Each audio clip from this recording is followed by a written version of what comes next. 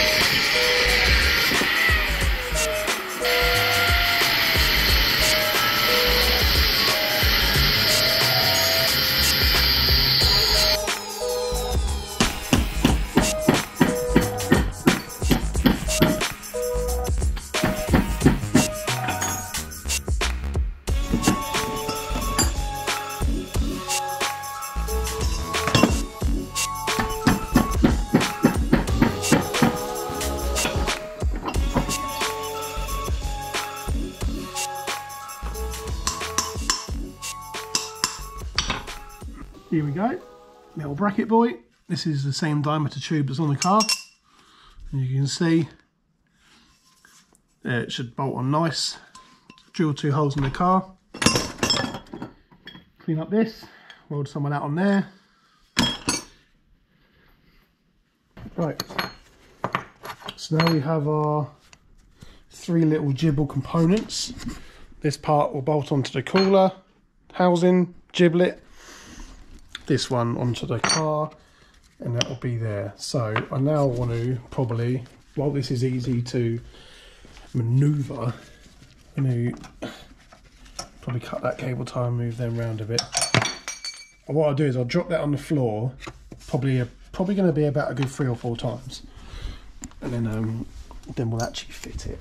So I probably want to put some tape on there, drill them holes out, and then set the angle I want it at, because obviously I want this here-ish.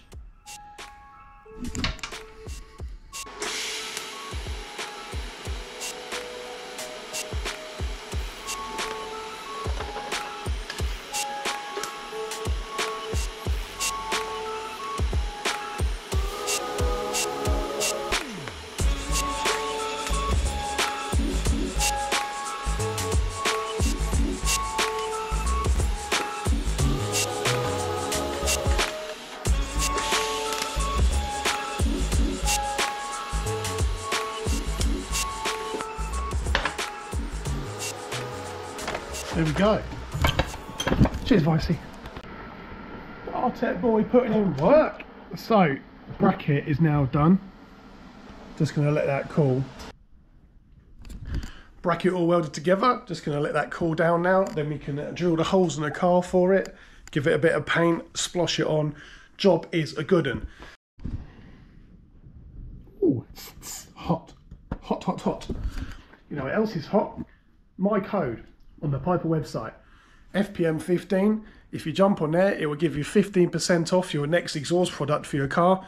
The website is made to work with mobile, so you just literally search for your car and bosh, there's all the products they make for it, and just order it and use FPM15 on your checkout and we'll save yourself some money.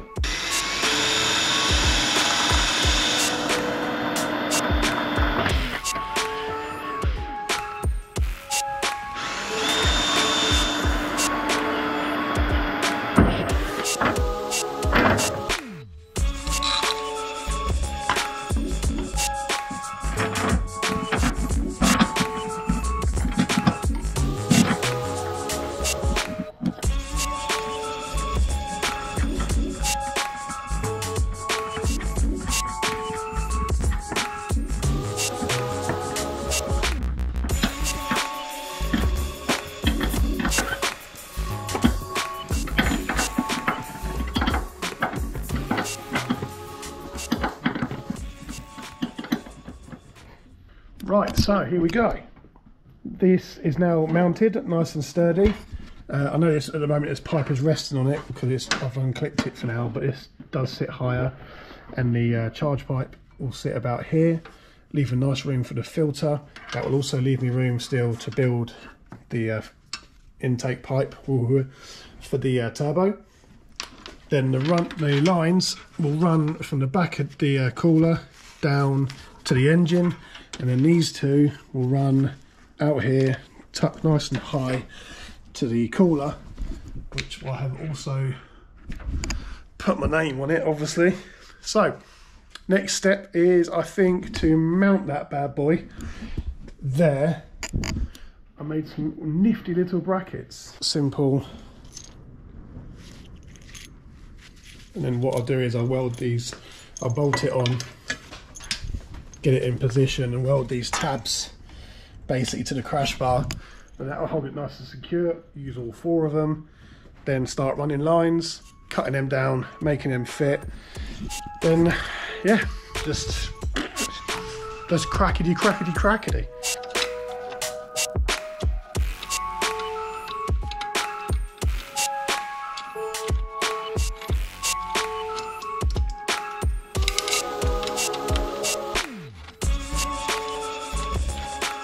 Going to leave these a little bit loose now, as I've got that sort of adjustment.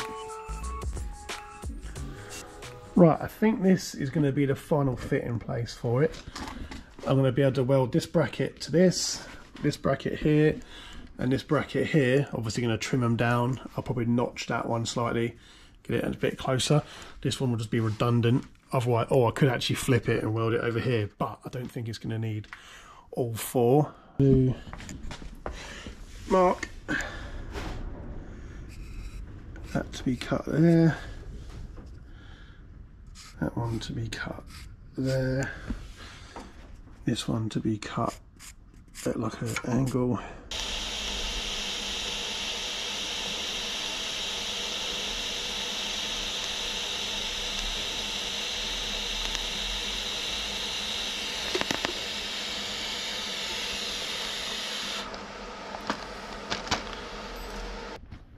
So it's all welded on now, and I don't think it's going to need the 4th bracket, because that's the definition of it ain't going nowhere. So now we're going to run some lines. I've already put one of the fittings on there just to make sure I had room, and then the next one's there, up through here somewhere and straight in. So maybe some 45s, bish bash bosh, and then some straights, bish bash bosh, to some 90s, bish bash bosh. I don't know what I'm doing. I don't know what I'm saying either. So let's go over to the fittings, see what fittings I have, and then just map it all out, measure it, cut it, and start screwing it all together.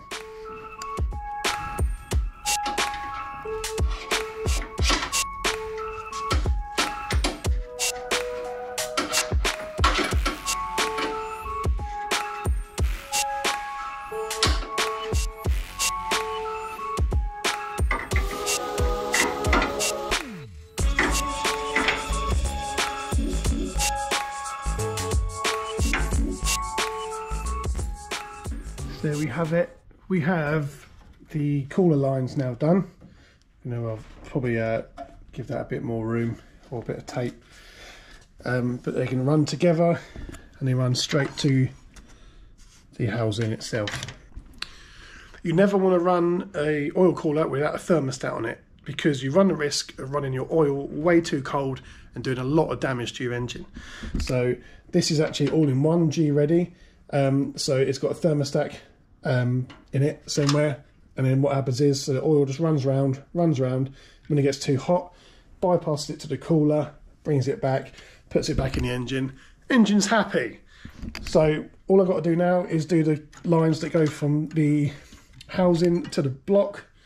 I've run the turbo feed, that's all done. So now just the last 2, and then that should be all the oil stuff actually sorted. Then all it is wiring. So like I said, we've got the temperature and the pressure. The pressure wiring is up here somewhere. Here it is. I should be able to make it extend enough to get there. And the temperature wiring is here. And once again, I should be able to make it long enough to get to where it needs to be. And then that's already in the car. And they go to 2 different gauges, obviously. We've got oil temp and oil pressure. And I'm actually getting a bezel which goes up here, which is going to house both of them, just make it a little bit neater. And then I'm going to move my boost gauge over. Not that you need it, but it's cool to look at. So that's the plan. So next 2 lines, then we'll start putting the car back together. I'm not going to make the inlet manifold at the moment, mainly because I just want to use the car. So the standard inlet will go back on, and we'll get it then aligned, MOT'd if we need to, whatnot, and then just get out on track, because that's all we need to do right now. So this is another day. I was tired the other day, and I had a bit of a garage sort out, and I did some bits off camera. I know I shouldn't have done it, but I thought it was going to be a little bit boring. Finished making the lines, put the inlet manifold all back on, run the water lines, and I thought I'll just crack on with that, because, you know, I feel you saw me take it off. So maybe just play the other part of this video in reverse. Right, I am now currently in the car, and I'm just moving the gauges because I've got a new plan for them. So originally I had my oil pressure here, and the oil temperature is actually still here. But as you can see now, my oil pressure is up here. The cable had enough length on it to go straight up there with no problems. This one, because I wired it in, the cables actually only run to where they need to go. So I'm going to have to extend some of these cables. I want to put the oil pressure and the oil temperature in the same place, and I've got a little 3D pod, 3D printed pod coming. A friend of mine's done it for me, so that'll go there. So I've got these up in my face.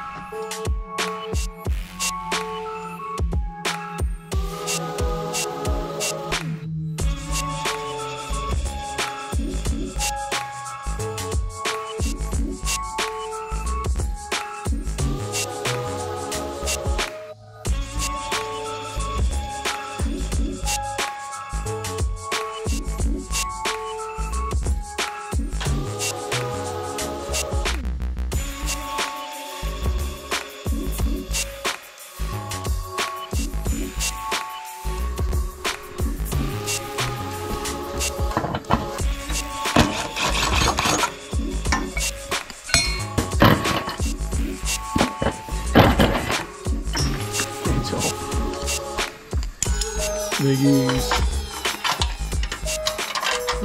other med. So I need to get another couple of bolts, and so we always go to our trusty pot of bolts. You're not even a car guy if you haven't got one of these bad boys.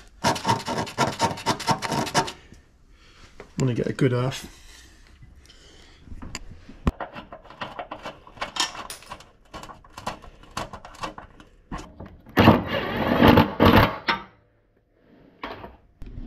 If you're wondering what this is my, I forgot to do my latches up safety net. So I don't do what is quite easily done, because I've almost done it before, and that's forget to go click, click on your bonnet, boys, head out, and then face full of bonnet. So what we'll do is I'll hook this onto the bottom of the bonnet on the original catch. Then that way, if they fail even, then it donk, and then hopefully saves a windscreen, my face, and everything. Obviously, as long as I remember to put that on as well. But all aside, we are now wired in. We got pressure, we got temperature. All this sort of wiring stuff, like I said, is still to be tidied up, but I'm not going to bother tidying it up fully until it's all working and I can sort of seal everything up. Okay, let's go.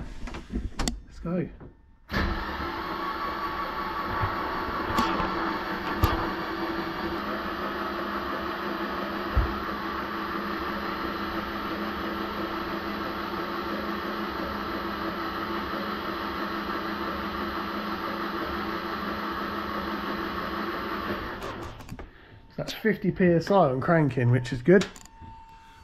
And yeah, no obvious weepage or leaks. Right, so that means the oil side of it hopefully should be okay. Obviously I won't know until I can run it up to temperature if this side of it leaks and if the temperature gauge works. I won't know that until I run it up, but that's not for today because I've got some other little bits to do still.